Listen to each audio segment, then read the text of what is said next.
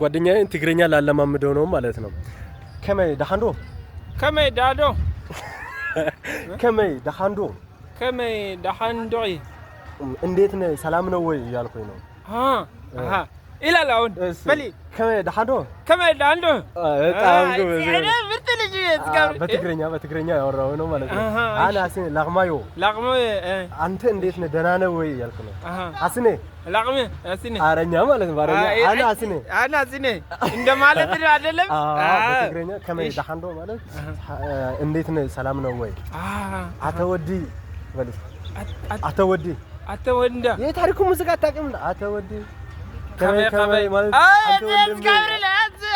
አለ አተወዲ